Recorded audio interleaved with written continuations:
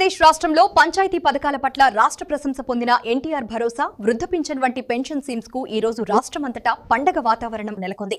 Nellore rural నియోజకవర్గంలోని 20వ division వనంతోపులో రూరల్ ఎమ్మెల్యే కోటంరెడ్డి శ్రీధర్ రెడ్డి ఇంటింటికి వెళ్లి లబ్ధిదారులకి పెన్షన్ పంపిణీ చేశారు. ముఖ్యమంత్రి నిర్ణయంతో 3,000 రూపాయల పెన్షన్ మొత్తాన్ని 4,000 రూపాయలకు పెంచిన ఘనతను కోటంరెడ్డి శ్రీధర్ రెడ్డి గుర్తు చేశారు. పెద్ద పండగ వాతావరణంలో పింఛన్లు పంపిణీ కార్యక్రమంలో cluster incharge Nookaraju Madan Kumar Reddy, co cluster incharge Khader Basha, స్థానిక కార్పొరేటర్ చేజర్ల మహేష్, తెలుగుదేశం పార్టీ 20వ డివిజన్ అధ్యక్షులు మల్లి తదితరులు పాల్గొన్నారు. సమగ్రతతో లబ్ధిదారుల ప్రతి ఒక్కరూ గౌరవప్రదంగా సకాలంలో పింఛన్ పొందారని స్పష్టం చేశారు.